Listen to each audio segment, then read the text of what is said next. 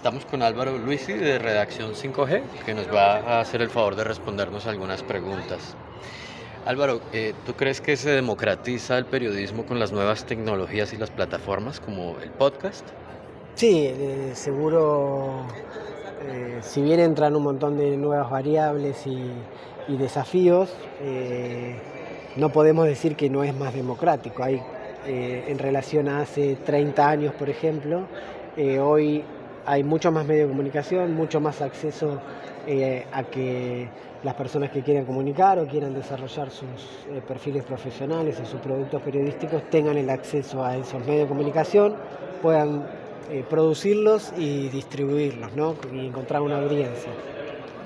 ¿Encuentras que se pueden desarrollar informaciones, digamos, con más rigor y contraste desde un podcast en relación a los medios tradicionales? Es decir, como con más tiempo de hacer contraste que en lo que puede ser un noticiero tradicional de televisión.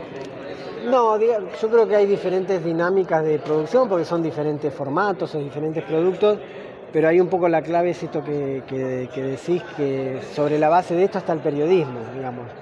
La cita de fuente, la contrastación, y eso, ya sea un podcast, un noticiero o un periódico, debería respetarse en estas plataformas. Ok, y vos, a partir del podcast, que es el taller que vos diste hoy, ¿cómo encuentras que ha entrado o que ha convertido el periodismo en algo más plural de lo que estábamos acostumbrados a tener siempre?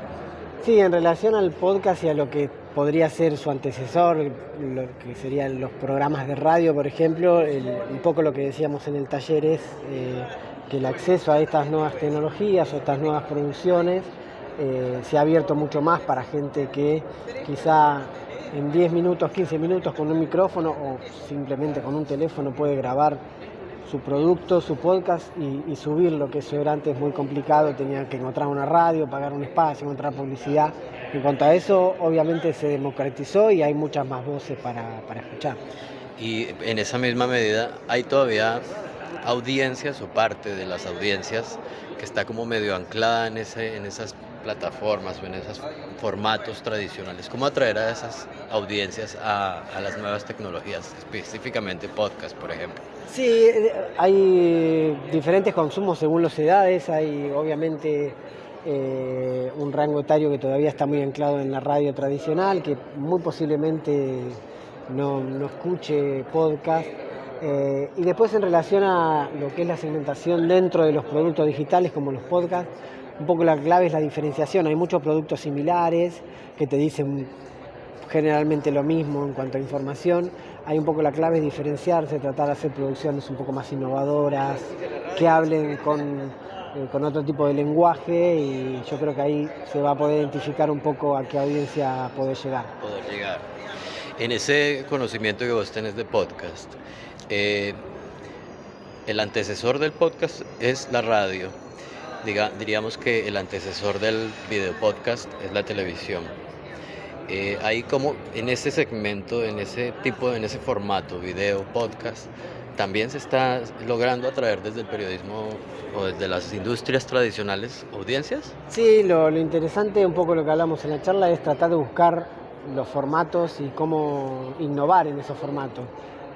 Como decíamos, cada medio tiene como su predecesor, que se copian las estéticas, las narrativas, ¿no? Como decíamos con la radio, con la televisión, la entrevista, el micrófono, una persona frente a otra, un sillón, una mesa. Bueno, ¿qué diferente podemos hacer? ¿Cómo podemos innovar? Un poco por ahí está la búsqueda. O sea que los medios ya deben tener equipos conformados específicamente para eso.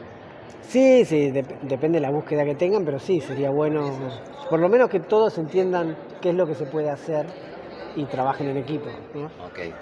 Álvaro Luisi de Redacción 5G, muchas gracias. Gracias a ustedes.